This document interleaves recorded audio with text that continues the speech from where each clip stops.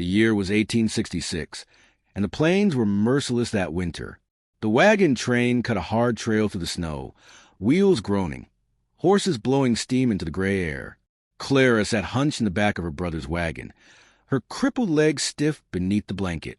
Each jolt of the wheels sent pain shooting from her hip down to her ankle. She kept silent, staring at the horizon where the sun was nothing more than a pale smear of light. She knew what was coming. She had heard the whispers at the fire the night before, when they thought she was asleep. A burden, dead weight, better left behind.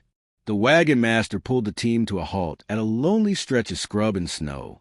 The other families slowed too, eyes darting anywhere but toward her. Her brother, Samuel, climbed down, his boots crunching in the frost. His face was red from the cold, but his jaw was clenched with something harsher than winter. "Clara," he said, not meeting her eyes, "you'll stay here?" Her breath caught. The words weren't a surprise, but hearing them spoken aloud was like a blade twisting into her ribs. "Stay here?" she repeated, her voice raw. "We can't spare the horseflesh. We can't carry dead weight across another mile." His tone was flat, as though rehearsed. She gripped the blanket tight, her knuckles white. "I've mended your clothes, cooked your meals. Samuel shook his head, cutting her off. "And we thank you, but winter's hard. Men need strength on the frontier, not pity." One of the women muttered something sharp, but no one contradicted him. The others sat rigid, faces pinched, eyes turned away. No one wanted to share her fate. Samuel left her a small sack of food, hard biscuits, a strip of salted pork, a Bible. He didn't embrace her. He didn't look back as he climbed onto the wagon seat. The wheels lurched, creaked, and rolled on. Clara stood in the snow, blanket wrapped tight around her shoulders. Her crippled leg trembled under her weight. The sound of wagon wheels faded into the distance, swallowed by the wind. They didn't look back. She did, until they vanished. Silence pressed down heavier than the sky itself. Clara pulled the blanket closer, breath misting in the cold. The prairie seemed endless, flat stretches of gray broken only by clumps of winter grass and the shadows of distant trees. The air bit her lungs, sharp and bitter. She dragged herself toward a fallen log at the edge of the clearing, each step uneven, her bad legs sinking deeper into the snow. She dropped beside it, shivering, and fumbled with a flint. Her fingers were stiff, raw. Sparks leapt, died, leapt again until at last a small flame caught on dry grass. She cupped it, fed it with twigs until a fragile fire breathed warmth into the dusk. The wolves came with the darkness. At first, she thought it was the wind, but the sound grew distinct, low howls carrying across the night, closer, circling. Her heart pounded, echoing in her ears. She fed the fire frantically, tossing in every scrap of what she could find. The flames hissed and snapped, shadows dancing against her pale face. Her crippled leg throbbed, useless, as she tried to drag herself closer to the fire. She clutched a stick, half-charred, her only weapon. The howls grew louder. Eyes flashed at the edge of the firelight, yellow, hungry, waiting. She whispered prayer under her breath, her voice shaking, not for deliverance, not even for life, just for courage enough to face the end. But dawn came, thin and weak, spilling pale light over the snow. The wolves retreated, melting into the trees. Clara's fire was nothing but smoldering ash, her body trembling with exhaustion, her stomach clenched with hunger. She gnawed on a strip of pork, choking it down with dry biscuits. Every swallow felt like gravel. Her lips were cracked, her skin numb. Her thoughts drifted, back to days before the accident, when she was a girl who ran across fields barefoot, hair flying, before the horse threw her, before her leg twisted into a shape that never healed right. Back to nights when she dreamed of love, of children, of a home. She laughed once, bitter and cracked, at the memory. Dreams had no place on the frontier. That was when she heard the hoofbeats. At first she thought it was her imagination, the thud of hooves against frozen ground, steady, deliberate. Then came the shape of a rider cutting across the plain, a lone figure atop a broad-shouldered horse. The sun glinted off the barrel of a rifle slung across his back. Her heart lurched. Salvation or another danger? The horse slowed as it neared her camp. Its rider dismounted in a fluid motion, boots sinking into the snow. He was tall, broad, his coat worn from years of hard weather. His face was sun-scorched, lined, but his eyes were clear, steady. "You're alone," he said. His voice was low, rough from disuse. Clara straightened as best she could, her pride stiffening her spine even as her leg trembled beneath her. "Not by choice," she said. His gaze flicked to her crippled leg, then back to her face. He didn't sneer. He didn't pity. He just looked. Wolves stirred the tree line, drawn by the scent of pork. Their growls rumbled low, circling closer. The man's hand moved quick as lightning. The rifle came off his back, and with a crack that split the morning, the first wolf dropped. Another shot, then another. The rest scattered, yelping into the brush. Smoke curled from the barrel. The man lowered the rifle. "You'll not last another night out here." "I managed," Clara said, though her voice wavered. "Barely." He reached into his saddlebag, pulled out a canteen, and offered it. She hesitated, then drank. The water was cold, sharp, cutting down her throat like truth itself. "Why stop?" she asked, handing it back. Most would have ridden on. He studied her a long moment, the way a man studies land before planting. "Because leaving you would have kept me awake nights." She blinked, unsure how to answer. He looked at her again, steady as stone. "Can you ride?" Clara swallowed. "Not well."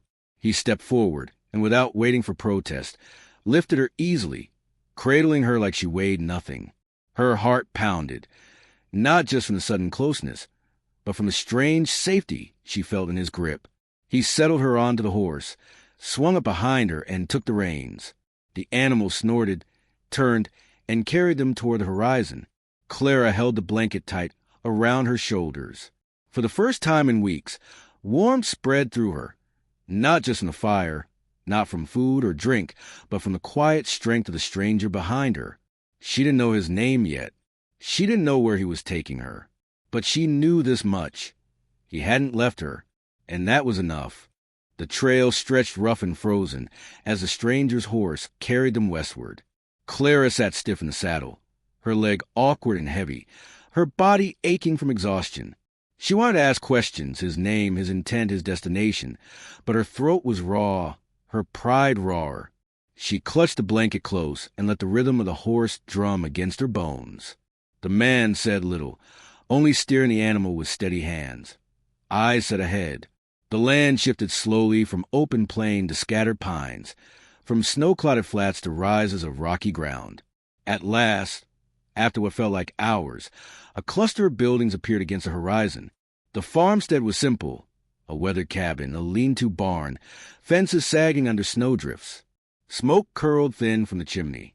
It was no grand spread, just the bare bones of survival. Yet to Clara, starved and abandoned, it looked like salvation carved into the wilderness. The man dismounted first, then lifted her down as though she weighed no more than a child. His horse shook off Frost, snorting. The cabin door creaked as he pushed it open, guiding her inside. Warmth rolled out, faint but real. A fire burned in a stone hearth, filling the air with smoke and the faint scent of pine pitch. Clara sank onto a chair near the fire, trembling as heat seeped back into her frozen limbs. Her rescuer moved with quiet efficiency, hanging his rifle, shrugging off his coat, stoking the flames. Only then did he speak. "Name's a lie," he said simply. She met his eyes, hesitant. "Clara." He nodded once. "You'll stay here till you've strength again." The word struck her like a blow, kindness edged with finality. She opened her mouth, then closed it. What right had she to argue? She had nowhere else. Eli fetched bread hardened from weeks in storage, softened it in broth, and set it before her. She ate slowly, ashamed of her hunger yet unable to stop. His gaze lingered not on her leg nor her shaking hands, but on her face, studying, measuring, as though deciding if she truly belonged under his roof. Outside, the wind howled. Inside, silence stretched, broken only by the crackle of firewood and the clink of spoon against bowl. Clara had been left behind to die. Now she was alive. Yet she could not shake the thought. For how long? The days passed in a blur of snow and silence. Clara woke each morning to the creak of Eli's boots across the cabin floor, the slam of the barn door, the muffled snore of horses. He was a man built on habit, steady as the earth beneath them. He rose before dawn, worked till dusk, spoke little, asked less. Clara tried to make herself useful. She swept the cabin floor, mended torn shirts, stirred stews from scraps. Her crippled legs slowed her, every movement stiff, but she pressed on with stubborn resolve. If Eli noticed her struggle, he said nothing. One morning, while she hung laundry by the stove, a knock rattled the door. A trader stood outside, her hat pulled low, beard frosted with ice. He carried pelts over one shoulder, a sly grin on his lips. "Didn't know you took in boarders, Eli," the man said, eyes sliding toward Clara. "Thought you liked your solitude." Eli's jaw tightened. "Passing through, needed shelter." The trader chuckled. "A cripple won't fill your fields, friend. Best not to waste your strength." The words cut deeper than the wind outside. Clara's hands froze on the shirt she was folding, knuckles white against the fabric. Eli didn't rise to the bait. He traded for salt and lamp oil, sent the man on his way. But Clara caught the way his fists had clenched when the trader spoke, the way his eyes had hardened like winter steel. When the door shut, silence swelled. Clara busied herself with the laundry, but the shame burned hot in her chest. She didn't need to hear it from a stranger. She'd lived it her whole life. Weakness, burden, dead weight. That night, as the storm howled outside, wolves came for the sheep penned near the barn. Their snarls tore through the dark, teeth flashing in firelight. Eli grabbed his rifle, running into the night. Clara limped to the doorway, clutching a lantern. She raised it high, shouting, swinging light into the shadows. Wolves lunged. Eli fired. The air cracked with gunshots, the smell of gunpowder mingling with blood and snow. At last, the beasts scattered, leaving silence and a trail of red across the snow. Eli stood heaving, rifle in hand. Clara's lantern shook in her grip, but she held it steady. Their eyes met across the yard. For the first time, she saw not just strength in him, but gratitude. Inside again, Eli tended to the wounded sheep. Clara set hot water to boil, her hands shaking less now. Neither spoke of the fight, but something unspoken lingered between them. Acknowledgement, respect, the first threads of trust spun taut by danger. Winter dragged on, cruel and unrelenting. Snow stacked high against the cabin walls. Winds howled like ghosts across the plains. Supplies dwindled. They rationed every biscuit, stretched every scrap of meat. Hunger gnawed at their bellies, but still they endured. And in that endurance, something began to shift. Eli, once a man of silence, started to share pieces of himself. He spoke of his wife, gone these 5 years, buried in the hill behind the barn. He spoke of harvests ruined by drought, of nights so lonely he'd spoken only to the wind. His voice was low, rough but honest. Clara listened, hands folded in her lap, firelight flickering against her face. When he fell quiet, she spoke too, of childhood dreams, of the accident that twisted her leg, of the moment her family decided she was worth less than a horse. Her voice cracked, but she spoke, and Eli listened with a steadiness she had never known from any man. One evening, he set a pistol on the table. "You should know how to use it," he said. Her eyes widened. "Me? You're here. That means you stand. Frontier don't spare the weak." Her hand trembled as she lifted the weapon, its weight heavy, unnatural. Eli guided her fingers, his hands calloused and sure. He showed her the grip, the sight, the trigger. In the barn later, she fired at a hanging tin can, the sound ringing sharp through the cold air. She missed, flinched, tried again. By the third shot, the can spun from the beam, clattering to the ground. Eli smiled then, not a broad grin, but a rare, quiet curve of his lips. "Not bad." Clara's chest swelled with something unfamiliar, pride. That night, she baked bread from the last of the flour. It was dense, coarse, but Eli tore into it with genuine pleasure. "Best I've had in years," he said. And though she knew it wasn't true, the warmth of his words stayed with her long after the fire burned low. As winter thinned, The snow began to melt, trickling into streams, softening the earth. The first buds appeared along the fence posts, fragile but certain. Clara sat on the cabin step, watching the horizon shift from white to brown to the first glimmers of green. Eli came to sit beside her, silent, his presence steady. She broke the quiet. "Why did you stop for me, out there in the snow?" He didn't answer right away. He rubbed his thumb against his palm, gaze fixed on the horizon. Then he said, "Because I saw someone worth saving." Clara swallowed hard, tears stinging her eyes. She turned her face away, but he had already seen. In that moment, the cabin no longer felt like borrowed shelter. It felt like the beginning of something neither of them had dared to hope for. Spring came slow that year, creeping in like a cautious traveler. Snow melted in reluctant streams, leaving the earth sodden, brown, and hungry for seed. The farm shook off its winter silence. But with the thaw came trouble, as it always did on the frontier. Clara had grown stronger through the long winter, though her leg still dragged when she walked. Each step hurt, but she bore it with quiet defiance. Eli had noticed a change in her. She wasn't just surviving. She was fighting to claim her place in the world again. He said little, but when his eyes lingered on her, she felt it, the weight of his regard, steady and sure. One afternoon, as Clara worked at the fence line gathering kindling, the sound of horses shattered the peace. She froze, heart kicking against her ribs. The riders came fast from the east, dust rising from their hooves, sunlight flashing off gunmetal.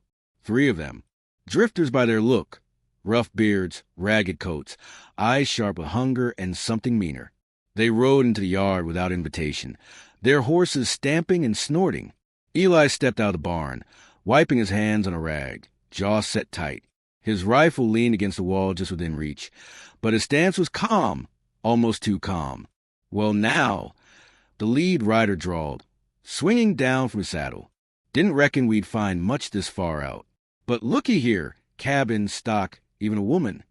His eyes flicked to Clara, and his grin widened, yellow and cruel. Clara gripped the fence post, her bad leg trembling. She wanted to shrink back into the shadows, but something in her refused. She had faced wolves, storms, hunger.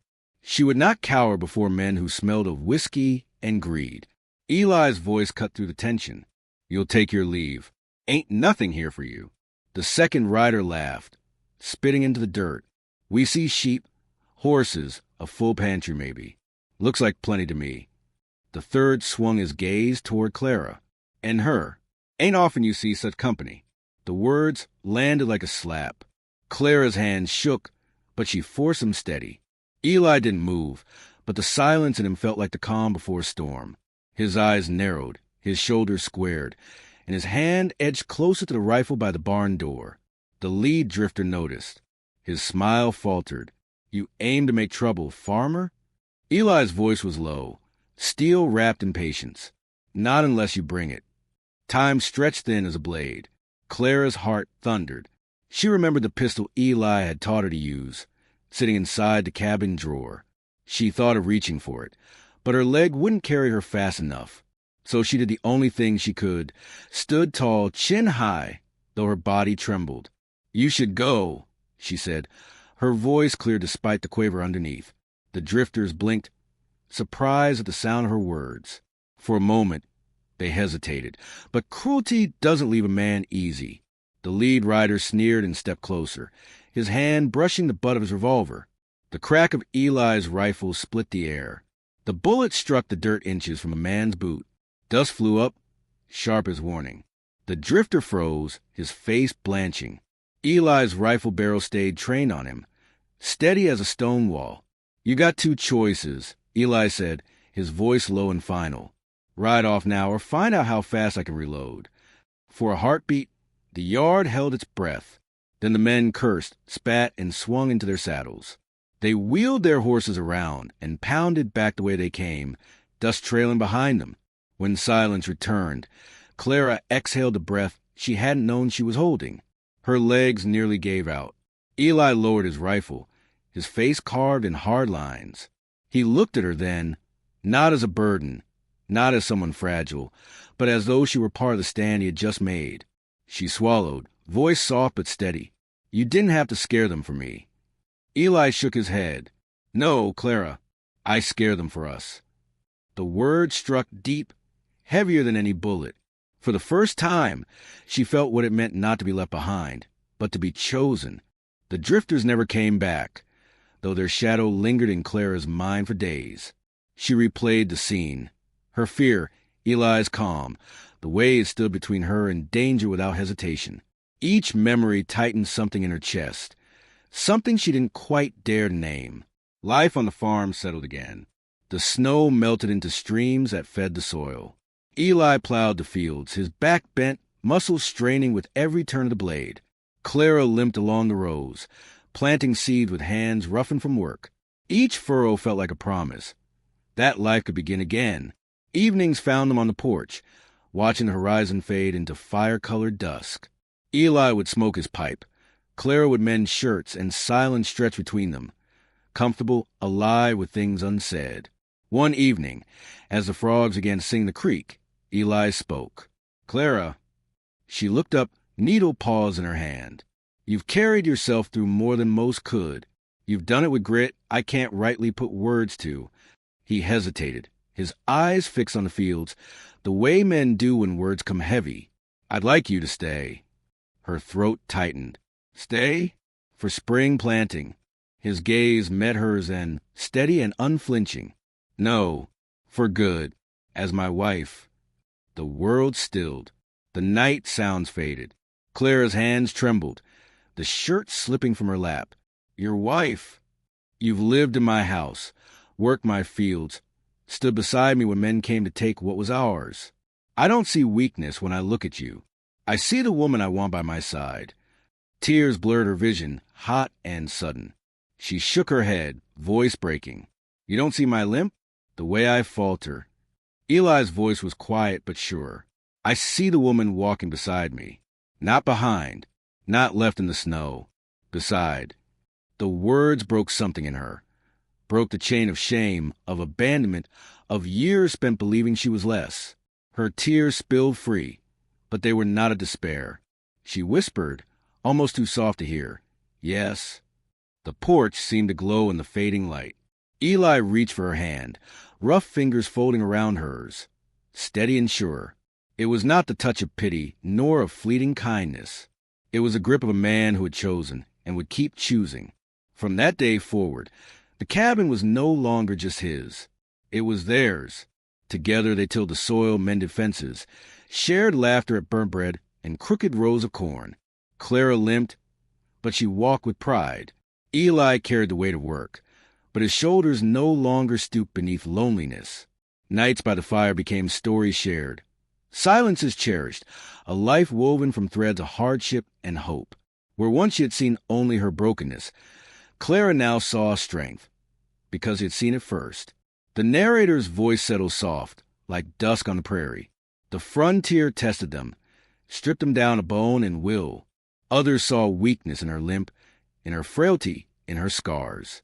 But Eli saw a wife, and in his steady gaze, Clara found what the world had denied her, worth, strength, belonging. Maybe that's the lesson we take from their story. Out here, the frontier wasn't just land. It was a test. And sometimes it took one man's quiet strength to show a woman she'd never been weak at all. If this tale moved you, don't forget to like, subscribe, and share your thoughts in the comments. For every story is a fire, and you're the ones who keep it burning.